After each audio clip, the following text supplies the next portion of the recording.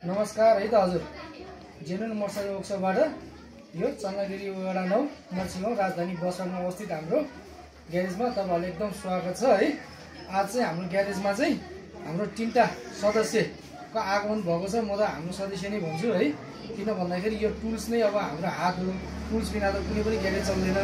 अब अहिलेको जमानामा एकदम एडभान्स टेक्नोलोजीमा गइसकेको छ यो समय पनि हैन। हामी त्यही भएर हाम्रो पनि अब कामलाई अलिकति राम्रो उन्नति प्रगति अझ राम्रो होस् भन्ने हेतुले चाहिँ यो मजाको हाम्रो यो अहिलेको बेसिक्स मोडलहरुमा नपुई नहुने सामानहरु चाहिँ खरिद गरि लिएर छु हैन। एकदम मजाको।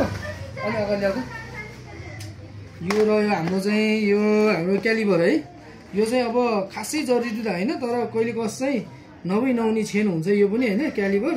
अब यो चाहिँ स्पेशली हाम्रो डुक बाइकको इन्जिन बनाउने बेलामा सिमहरु सेट गर्नलाई चाहिँ नपुई नहुने चीज हो हैन। त्यही भएर यो पनि आजको जमानामा चाहिँ हुनै पर्ने साधन मध्ये एउटा हो, टुल्स मध्ये हो हैन। ल यो एउटा भयो। अनि अरु सँगसँगै हाम्रो एकदम लेटेस्ट हामीलाई चाहिँ यो धेरै टाउको दुखेको विषय भनेको चाहिँ कार्बोरेटर हाम्रो प्राय हामी फेर्ने कि नफेर्ने बिग्रिने हैन, माइलेज सेट नहुने, त्यसले गर्दा चाहिँ हामीलाई धेरै नै टाउको दुखेको थियो नि त। अब यो समस्याको समाधान गर्नलाई चाहिँ हामीले चाहिँ यो जापानिज मेड इन जापानिज चाहिँ ओपामा 10 मोडलको चाहिँ टेकोमिटर चाहिँ प्रयोगमा ल्याएको छु अबदेखि चाहिँ हैन। एकदम एक्युरेट चाहिँ तपाईको माइलेज सेट गर्नलाई चाहिँ यो टेकोमिटर ल्याएको छु है।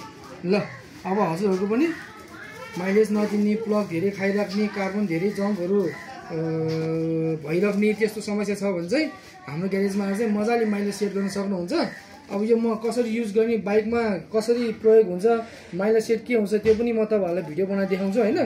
अनि अर्को भनेको चाहिँ हाम्रो एकदम मजाको ओबिडी स्क्यानर BS6 मोडलको लागि डुकहरु यताउता हैन, त्यसको लागि एकदम नभई नहुने ओबिडी स्क्यानर चाहिँ हाम्रो अहिलेको लेटेस्ट मोडल तपाईको है अनबक्सिङ गर्दैछु। आजको हाम्रो एकदम नयाँ सदस्य हो के यो 521 वाला हैन। मजाको 521 मोडलको एकदम ब्रान्ड न्यू मजाको। अब हर कुनै बाइकको पनि स्क्यान गर्यो डायग्नोसिस गर्नु पर्यो भने चाहिँ हाम्रोमा एकदम उपलब्ध छ है। यसमा चाहिँ मजाले हाम्रो हरेक बाइकहरुको हेर्न सक्नुहुन्छ। यता रोयल इनफिल्ड भयो, यामाहाको भयो है, जसै कि तपाईको जावा, TVS हैन। अनि रोयल इनफिल्ड हिमालयनको छ, बजाज भयो यो है। तपाईको रोयल इनफिल्ड मेट्रो 650 सीसी को हैन।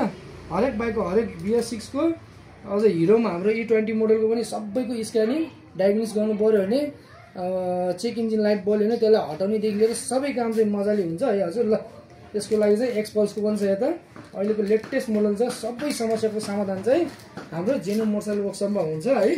ल हजुरहरूले यसो सम्झेर आइदिनु पर्यो। नमस्कार।